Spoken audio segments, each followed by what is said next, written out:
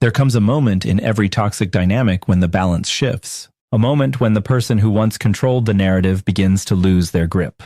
And when a narcissist realizes that you are no longer under their control, that you have become too strong, too aware, too independent, they don't simply walk away.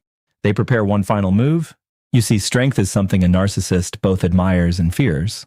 At first, they are drawn to it. Your confidence, your empathy, your resilience, it all becomes something they want to possess. But over time, as you begin to see through their patterns, as you stop feeding their need for validation, your strength becomes a threat. And when that threat becomes undeniable, they shift strategies. This is when the last dirty trick appears. It may not look like an attack.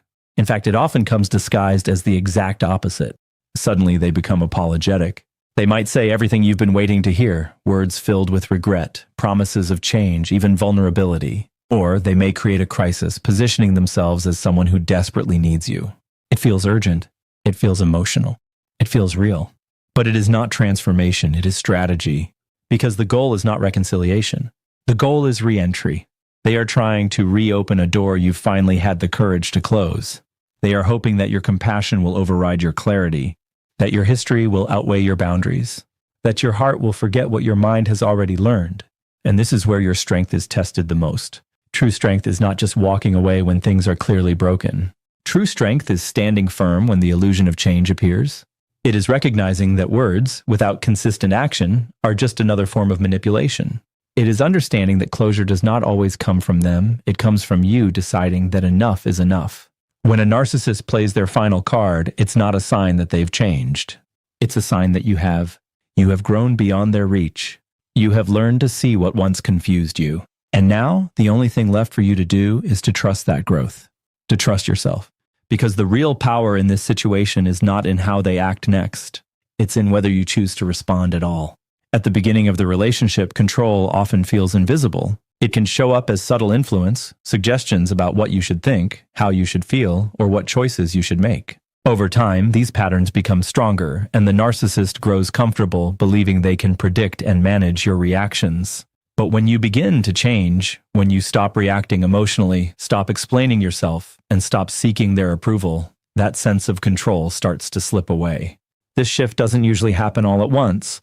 It builds gradually as you become more aware of their behavior. You begin to recognize manipulation for what it is, and instead of engaging, you choose calm detachment. You no longer argue to prove your point, and you don't chase after their validation. This quiet confidence unsettles them because it breaks the cycle they once relied on. As their control weakens, their behavior often becomes more unpredictable. They may push harder, trying different tactics to provoke a reaction, criticism, guilt, or even sudden kindness. The goal is the same, to pull you back into a dynamic where they feel in charge. But when you remain steady and grounded, their efforts start to fail, and the imbalance becomes clear. Losing control is something a narcissist struggles to accept. It challenges the image they have of themselves and the power they believe they hold. But for you, this moment is a turning point. It means you are no longer operating from fear or confusion. You are making choices from a place of clarity and self-respect. And that is exactly what makes you too strong for them to control anymore. When a narcissist feels their control slipping, they rarely confront you directly at first. Instead, they shift into more subtle tactics designed to weaken you from the inside. This phase can be confusing because the behavior isn't openly hostile. It's masked in casual remarks, small criticisms, or seemingly harmless jokes. But beneath the surface, there is a clear intention to make you question yourself. One common method is the use of backhanded compliments. They might praise you, but attach a quiet insult to it, something that plants doubt in your mind. For example, they may acknowledge your success while hinting that it was luck or timing rather than your ability. These comments are crafted carefully so that if you react, they can dismiss your feelings and accuse you of overthinking. Another tactic is subtle comparison. They may start bringing up other people, friends, coworkers, or even strangers, and highlighting qualities that you supposedly lack. It's rarely obvious, but over time, it creates a sense of inadequacy. You may begin to feel like you're constantly being measured and falling short, even if nothing has objectively changed. They may also begin to minimize your achievements. Things that once impressed them are suddenly not a big deal. Your efforts are overlooked, your progress is downplayed, and your confidence is slowly chipped away. This isn't accidental. It's a deliberate attempt to reduce your sense of worth so you become easier to influence again. Gaslighting can quietly enter at this stage as well. They might deny things they've said or done, twist past events, or subtly rewrite reality in ways that leave you doubting your own memory. It's not always dramatic. Sometimes it's as simple as a small contradiction that makes you pause and wonder if you're remembering things correctly. Over time, these subtle behaviors accumulate. Individually, they may seem insignificant, but together they create emotional confusion and self-doubt. That's the goal. By undermining you quietly, the narcissist hopes to regain control without triggering a direct confrontation, because if you fully see what they're doing, their influence loses its power. When a narcissist realizes they can no longer control you privately, they often shift the battlefield into the public eye. This is where their need for validation and image becomes a powerful tool. Instead of addressing the reality of the situation, they begin crafting a narrative, one where they are misunderstood, mistreated, or even betrayed. And to anyone watching from the outside, it can look convincing. At first, the change may be subtle. They might drop small comments in conversations, hinting that they've been hurt without giving full context. These statements are carefully designed to spark curiosity and sympathy. They don't tell the whole story, only the parts that make them appear vulnerable, while leaving out anything that would reveal their role in the conflict. As this behavior continues, they begin to shape how others perceive you. Without directly attacking you, they may imply that you've changed, become distant, or acted unfairly. It's a quiet form of character damage.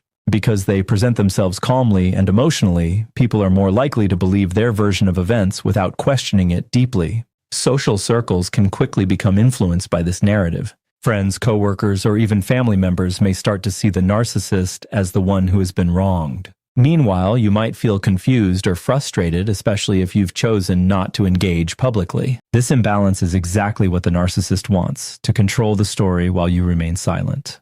In some cases, they may escalate their performance. This could include emotional displays, exaggerated stories, or even seeking attention on social platforms. The goal is to gather as much external validation as possible. Each supportive comment or sympathetic response reinforces their position and strengthens the image they are trying to maintain. What makes this tactic particularly difficult is how socially acceptable it appears. After all, people are generally inclined to support someone who seems hurt. The narcissist uses this to their advantage, knowing that most individuals won't investigate beyond what is presented to them. They rely on appearances rather than truth. For you, witnessing this can feel deeply unfair. You may be tempted to defend yourself, to explain your side, or to correct the narrative. But engaging publicly often feeds into their strategy, giving them more material to twist or use against you. It becomes a cycle that pulls you back into the dynamic you've been trying to escape. Ultimately, this behavior reveals more about them than it does about you. Playing the victim publicly is not a sign of genuine pain. It's a strategy to regain control through perception. And the real challenge in this moment is not proving your truth to others, but staying grounded in it yourself without being drawn back into the performance. When a narcissist realizes that their usual tactics are no longer working, they often resort to one final calculated move, an emotional trap designed to pull you back in. This is not impulsive behavior, it is deliberate and timed. It usually appears right when you've created distance, found clarity, or begun to move forward without them. In that moment, they sense the loss of control more intensely than ever. This final trap often arrives in a form you've long hoped for. It might be a heartfelt apology, filled with words you've waited to hear for so long. They may admit fault, acknowledge your pain, and promise change. On the surface, it feels genuine. It touches the part of you that once believed things could be different, that healing was possible. But what makes this tactic so powerful is how closely it mirrors real vulnerability. They may recall specific memories, speak softly, or even show emotion in ways that feel authentic.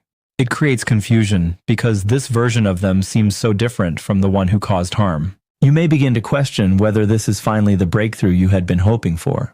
In other cases, the trap may take the form of a sudden crisis. They might claim they are struggling, lost, or in need of your help.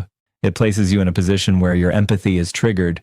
You may feel responsible, even obligated to step in. After all, ignoring someone in distress goes against your nature, especially if you once cared deeply for them. There are also moments when they combine both approaches, apology and crisis, into one powerful appeal. They might express regret while also emphasizing how much they are suffering without you. This creates emotional pressure, making it harder for you to separate truth from manipulation. It becomes less about logic and more about how it makes you feel in the moment. What's important to understand is that this is not about genuine transformation. Real change is consistent, patient, and demonstrated over time, not delivered in a single emotional moment. The narcissist's goal here is not long-term growth, it is immediate access. They want to reopen communication, to reestablish influence, and to bring you back into a familiar cycle. This is where your internal conflict becomes strongest. Part of you may want to believe them. Part of you may remember the good moments and feel drawn back in. But another part, the part that has grown, recognizes the pattern. It understands that this is not new behavior, just a more refined version of the same dynamic. Standing firm in this moment requires a different kind of strength. It's not about resisting obvious negativity. It's about resisting something that feels positive, hopeful, and emotionally charged. It means trusting your past experiences over present promises. It means choosing clarity over comfort. If you give in, the cycle often resets. The temporary kindness fades, old patterns return, and you may find yourself back in the same position you worked so hard to leave. This is why the final trap can be so damaging. It doesn't just pull you back emotionally, it can undo your progress. But if you hold your ground, something powerful happens. The cycle truly begins to break. You step fully out of their influence, not because they stopped trying, but because you stopped responding. And in that silence, in that distance, you reclaim something far more valuable than the relationship. You reclaim your control, your clarity, and your peace.